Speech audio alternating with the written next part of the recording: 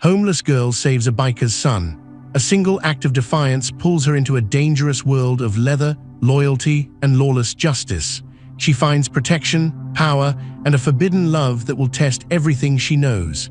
If you're new here, subscribe and comment your location. Now let's begin. The rain had turned the alley behind the diner into a river of oily puddles and garbage. Stella huddled deeper into her doorway, pulling the thin, damp blanket over her head. She was counting the change she'd found in a payphone, enough for maybe a coffee if she was brave enough to go inside. That's when she heard the shaky voice. "Please, I didn't do anything. I was just waiting for my dad." Stella peeked out. Under the flickering backlight of the diner, a boy, maybe 14, was pressed against the brick wall. His leather jacket, too big for him, had a roaring panther patch on the back. In front of him was a cop, a big man with a thick mustache and a mean smile. He wasn't wearing his hat, and his nameplate said Officer BINNER. "Sure you didn't, kid?" Brenner's voice was like gravel. "We got a call about a drug deal back here, and what do I find? You looking shifty." He held up a small, clear plastic bag with white powder inside. "This looks like it fell right out of your pocket." The boy, Daniel, his face white with fear, shook his head fast. "No, that's not mine, I swear. I've never seen that." Stella's breath caught. She saw it clearly. The cop's broad back was to the rest of the alley, but from her angle she saw his other hand come from behind his own belt. He'd had the bag hidden there. He was moving to slip it into the boy's jacket pocket. Her stomach twisted. She knew this dance. Cops like this had run her off her last semi-dry spot under the bridge. They'd taken the last of her mom's things after the overdose, calling it evidence. A hot, familiar anger burned through her cold fear. Brenner's hand moved toward Daniel's pocket. Without thinking, Stella shot up from her doorway, the blanket falling into a puddle. "Hey," she shouted, her voice raw from disuse. Brenner jerked, his head snapping toward her. The bag disappeared back into his fist. "Get out of here, street rat," he snarled. "This doesn't concern you." "I saw you," Stella yelled, louder now, walking forward.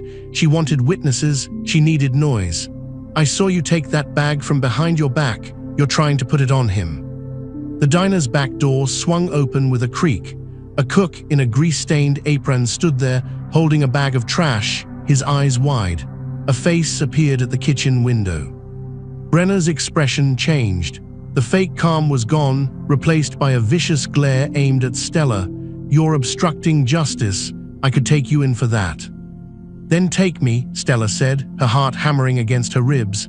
She was so thin, so dirty, but she stood straight.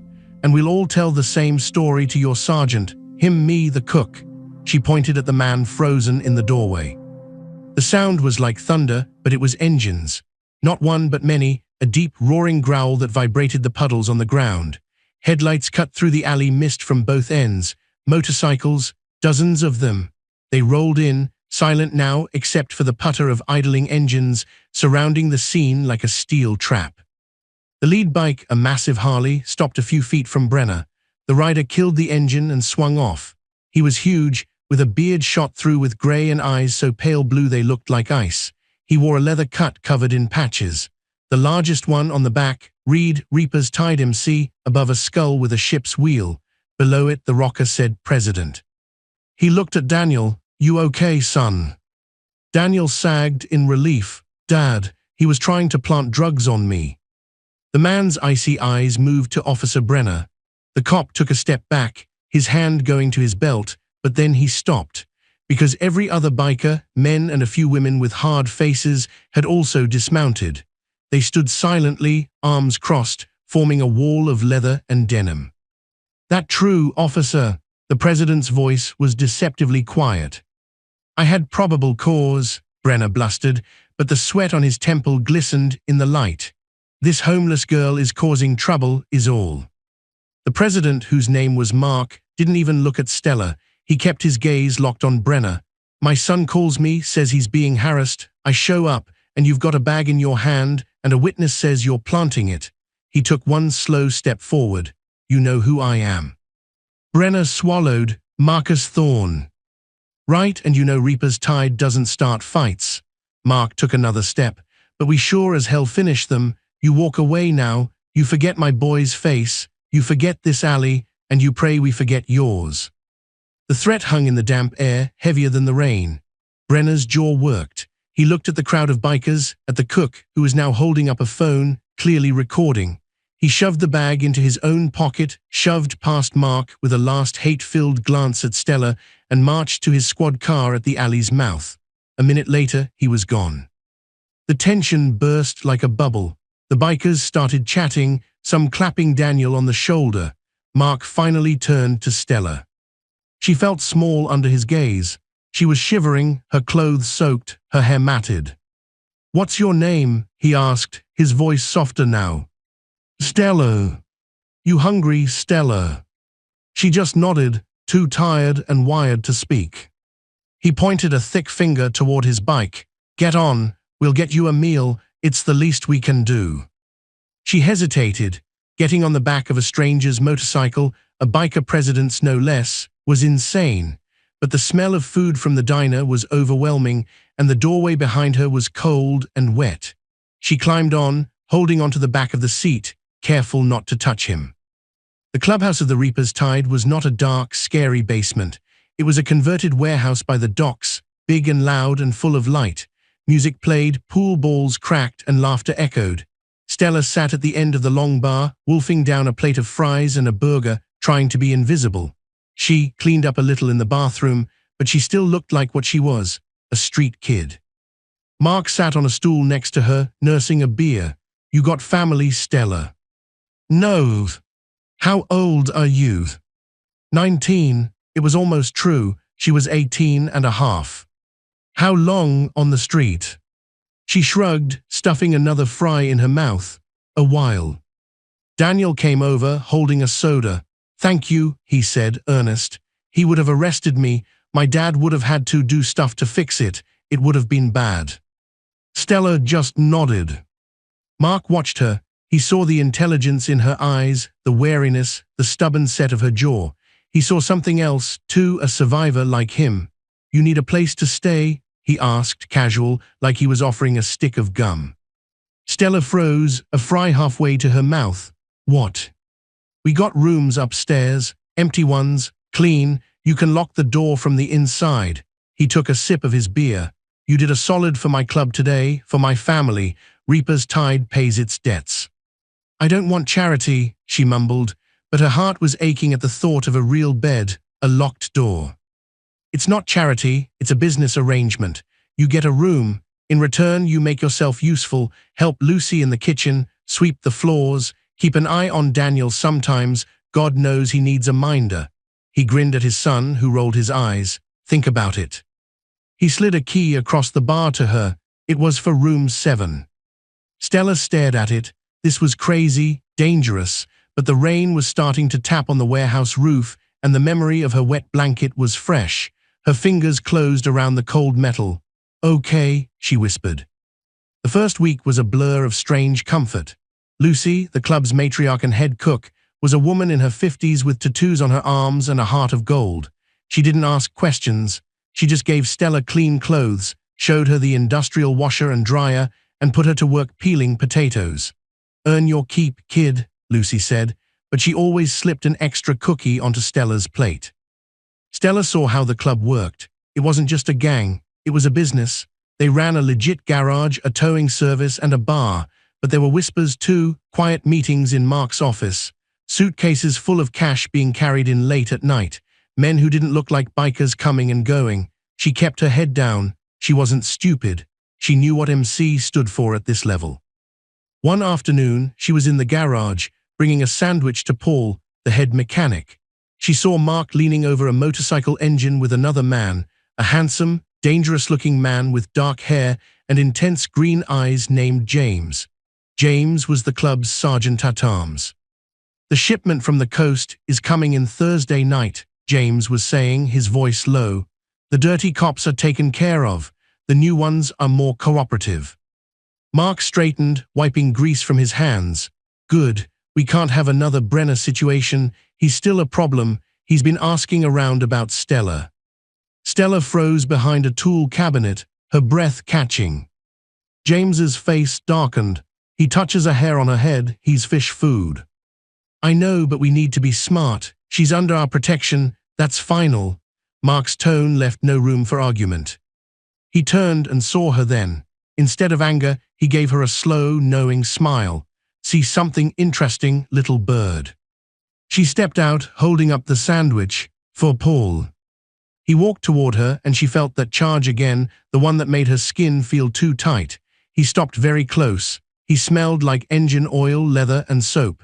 You're safe here, Stella, he said, his voice just for her, but you should know what you're under. It's not a white picket fence. It's a fortress with teeth. You okay with that?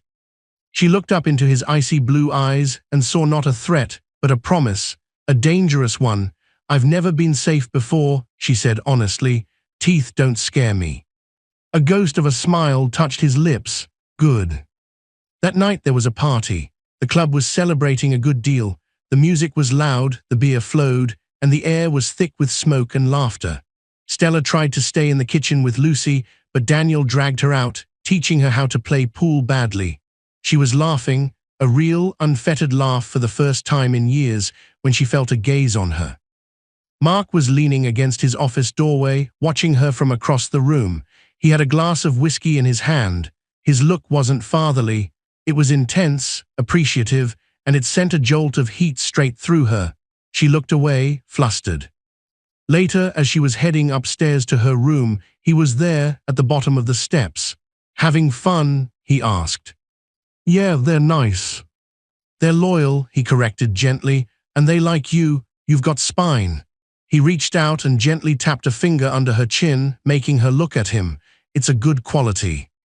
His touch was electric. The noise of the party faded away. It was just the two of them in the dim stairwell. His eyes dropped to her lips for a second, and her heart nearly stopped.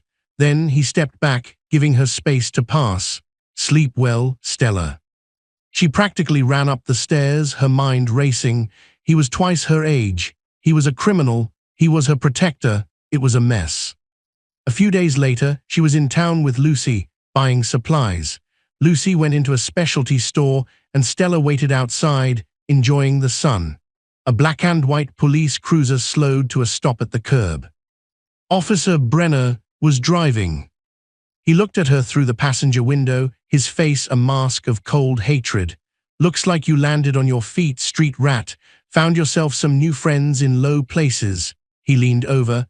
But leather isn't bulletproof, and alliances change. You tell Thorne he doesn't own this town, and I haven't forgotten. He drove off just as Lucy came out. Who was that? Lucy asked, her eyes sharp. No one, Stella said, but her hands were shaking. Back at the clubhouse, Stella went straight to Mark's office. She knocked and entered when he called. He was at his desk, James standing in front of it. They both looked up. Brenner, Stella said, her voice tight. He stopped me in town. He threatened me. He said to tell you you don't own this town. Mark's expression went from calm to deadly in an instant. The ice in his eyes seemed to freeze the room. He looked at James. That's it. He's crossed the line. James nodded, a grim smile on his face. I'll handle the details. No, Mark said, standing up. He came around the desk and stopped in front of Stella. This is personal. He threatened one of ours. A direct message needs to be sent. He put a hand on her shoulder. It was heavy, warm, solid. You stay here in the clubhouse. Don't go out alone until I say so. Understand? She nodded, mesmerized by the raw power radiating from him. This wasn't just a biker. This was a king defending his territory, and for some insane reason, he decided she was part of it. That evening, the clubhouse was quieter than usual. A core group of members, the inner circle, was preparing to leave. They wore their cuts, their faces serious. Mark came downstairs dressed entirely in black leather. He saw Stella watching from the balcony above and gave her a single, slow nod.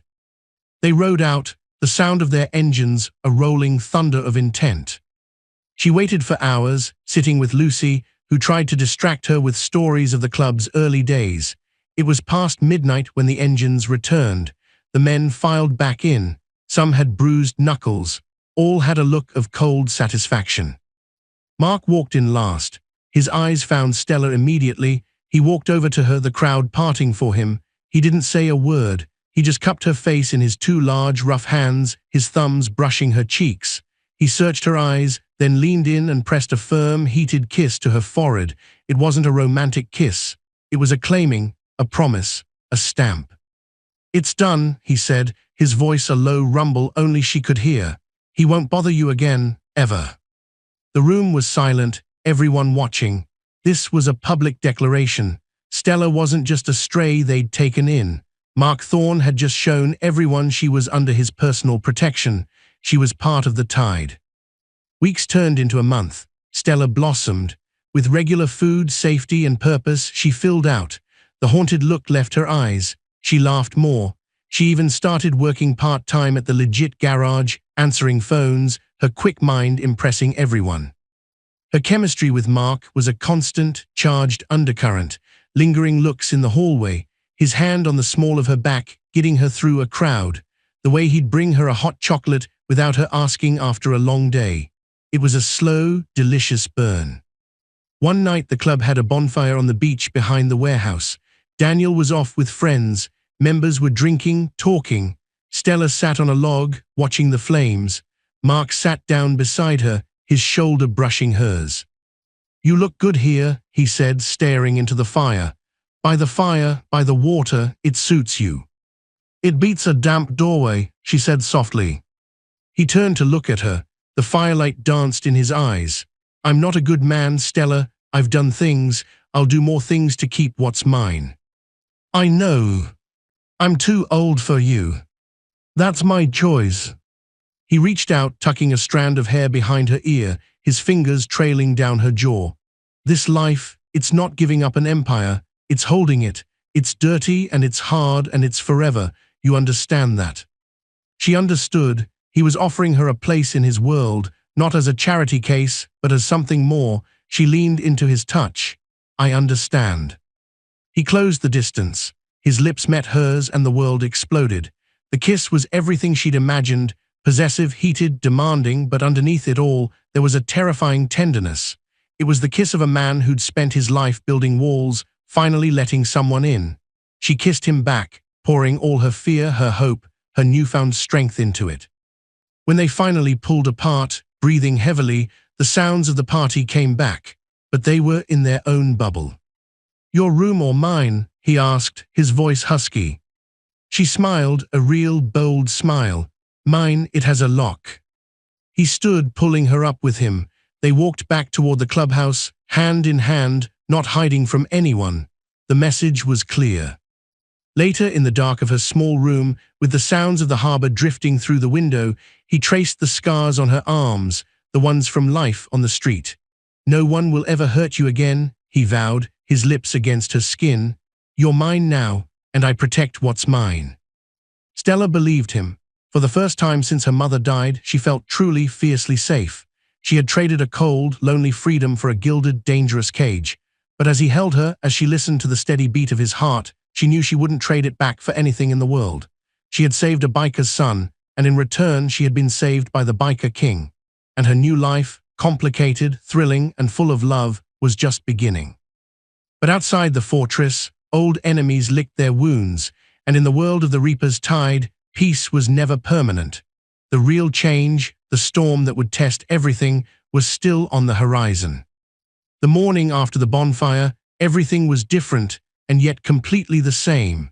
Stella woke up alone in her bed, the smell of Mark's leather and his spicy soap on her pillow.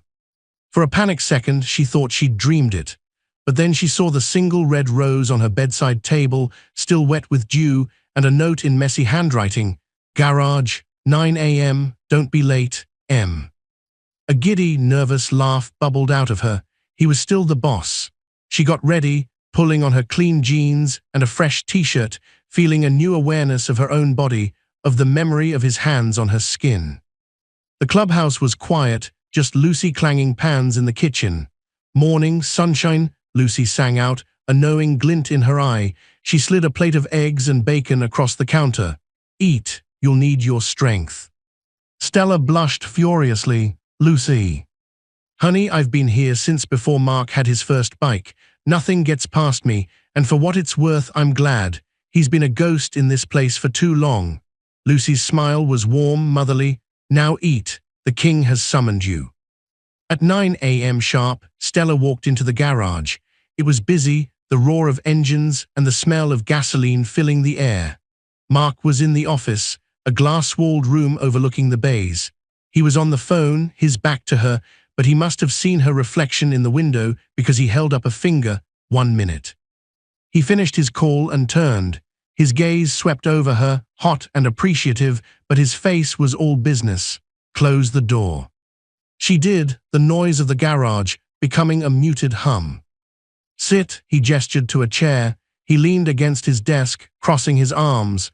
The position made his shoulders look even broader. "We need to talk about your position." "My position," Stella's heart sank. Was this a brush-off? A thanks for last night, but this is work speech. "You're not just Lucy's helper anymore. You're smart. You've got a good head for numbers. Paul says you've already straightened out his parts inventory." He uncrossed his arms and picked up a folder, handing it to her. "This is the book for the towing service. It's a mess. The guy who was doing it was creatively accounting. I want you to fix it. Learn the legit side of our business, the real business." Stella opened the folder. It was full of invoices, receipts, spreadsheets. It was overwhelming, but it was also trust. Tangible, heavy trust. "You want me to do your books? I want you to make sense of them. James will show you the ropes, the particularities of our cash flow." He gave her a look that said, "You know what I mean. This isn't a game, Stella. This is responsibility. You'll get a salary, a real one. You'll earn it." Tears pricked her eyes, but she blinked them back. This was better than flowers. This was a future.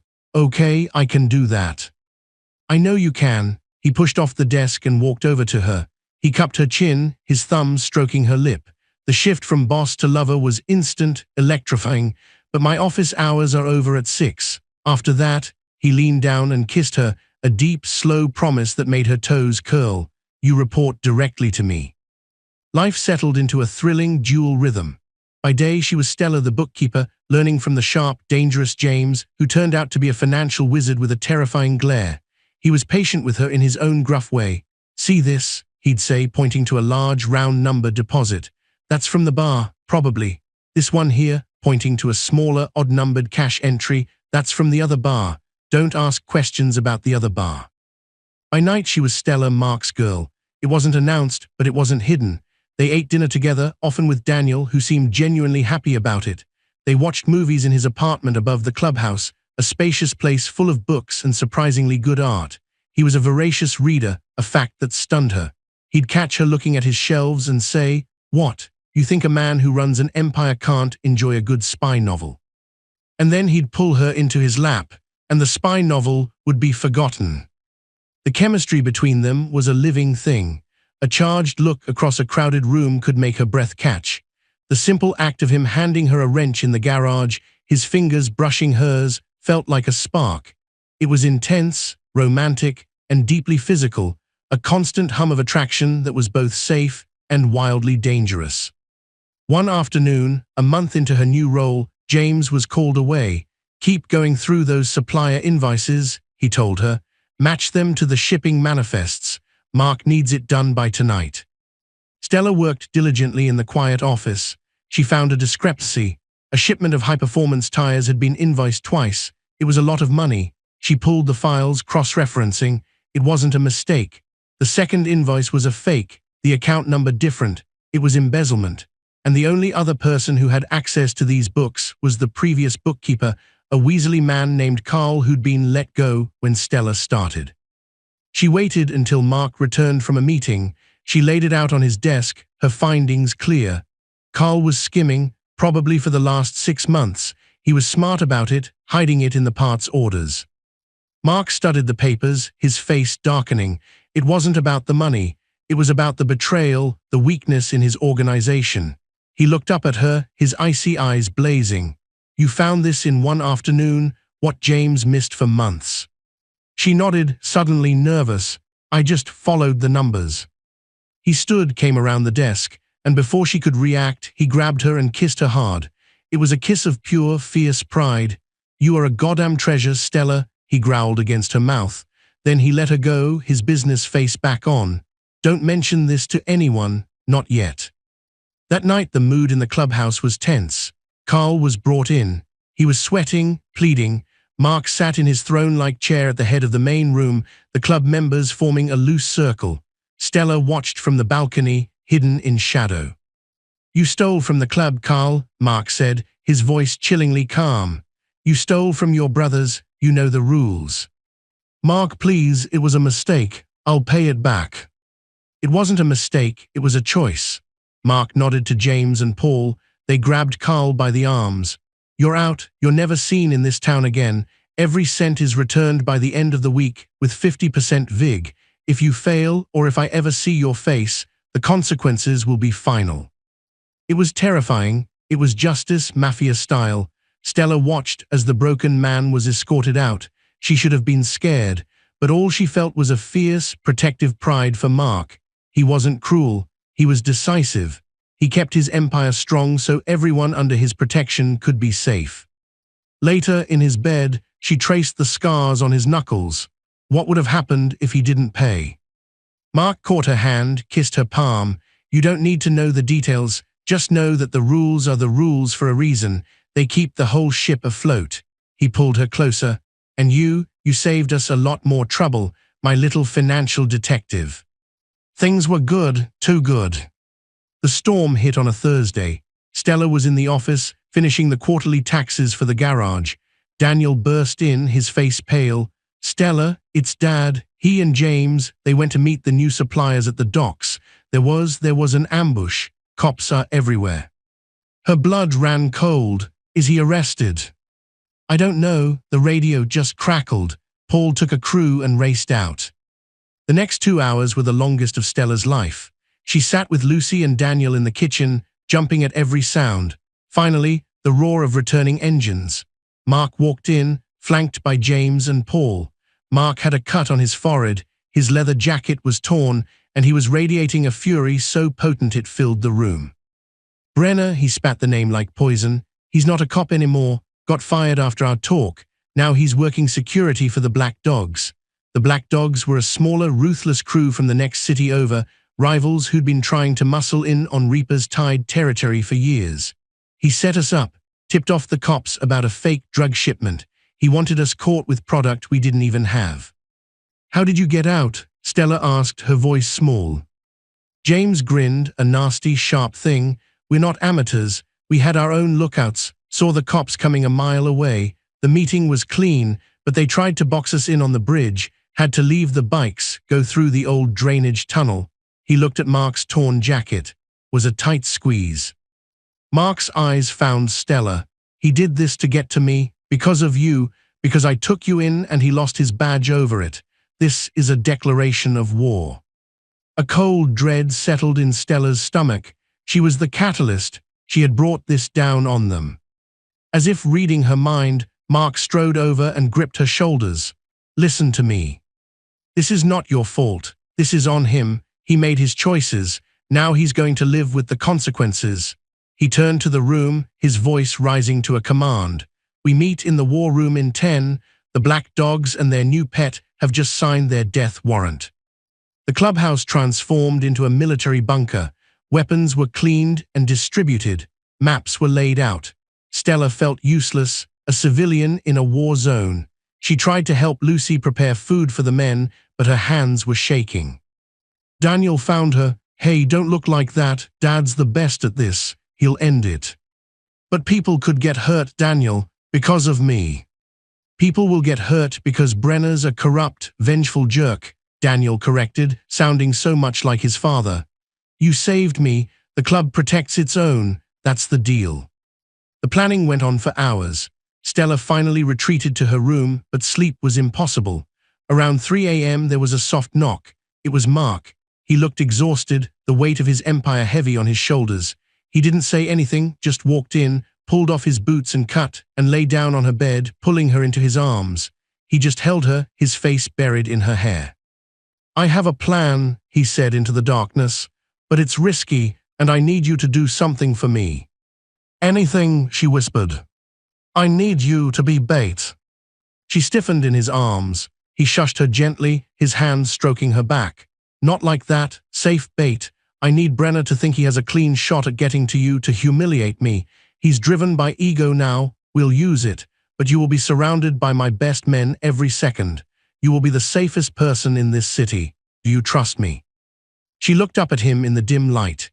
This man, who ruled with an iron fist but whispered poetry against her skin, who had given her a home, a purpose, a love she'd never dreamed of. She saw the worry in his eyes, the fear not for his empire, but for her. "I trust you," she said. 2 days later, the word was carefully leaked through channels. Mark Thorne's new girl, the homeless rat who started it all, would be going to a specific, high-end downtown bank on Friday afternoon to set up a trust fund. A sign of his favor, of her new, privileged life.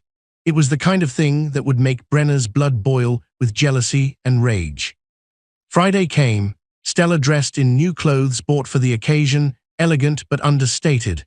She looked like a rich man's beloved girlfriend. Mark kissed her deeply before she got into the car with James and 2 other huge enforcers. "Remember, you're just walking in, talking to the manager for 15 minutes and walking out. We'll be everywhere." The drive was tense. The bank visit went without a hitch. The manager, a club associate, played his part perfectly. As Stella walked out, holding a fake account brochure, she felt exposed on the sunny sidewalk. That's when it happened. A black van screeched to a halt at the curb. The side door slid open, and Brenner, dressed in tactical gear but no uniform, leaped out. He had a wild look in his eyes. He grabbed for her. "Thought you were untouchable," he snarled. He never laid a hand on her. James moved like a snake. He was between them in an instant, his gun pressing into Brenner's ribs under his own jacket. "Bad move, ex-cop," James murmured. At the same time, the 2 enforcers flanked them, shielding the scene. From everywhere, Reaper's Tide members appeared. From cafes, from cars, from alleyways. They surrounded the van, which held 2 shocked black dogs. It was a total, silent takeover in the heart of the city. Mark's truck rolled up. He got out, looking like a king surveying a conquered land. He walked up to Brenner, who was now held firmly by James. "You just attempted a kidnapping in broad daylight," Mark said, loud enough for the growing crowd of civilians to hear. "With witnesses and my security cameras." He pointed to a nearby building where Paul gave a thumbs up from a window. "You're done." Sirens wailed, real police, called by the club the moment the van appeared. Brenner, seeing his old colleagues arrive, their faces hard, finally realized the depth of his mistake. He hadn't outsmarted the Reaper's Tide. He walked right into their trap. He was hauled away, not by rivals, but by the law for a long, long time. The black dogs, seeing their plan crumble and surrounded by a superior force, surrendered quietly. Their brief war was over before it began. Back at the clubhouse, the celebration was epic. They had neutralized a threat, solidified their territory, and done it with cleverness rather than a bloody street war. Stella was hailed as a hero, the brave queen who stood as bait. Late that night, with the party still raging below, Mark took Stella to the quiet roof of the warehouse. The city lights glittered below, the harbor stretched out dark and endless. "You were incredible," he said, wrapping his arms around her from behind, cool as ice. She leaned back into him. "I was terrified."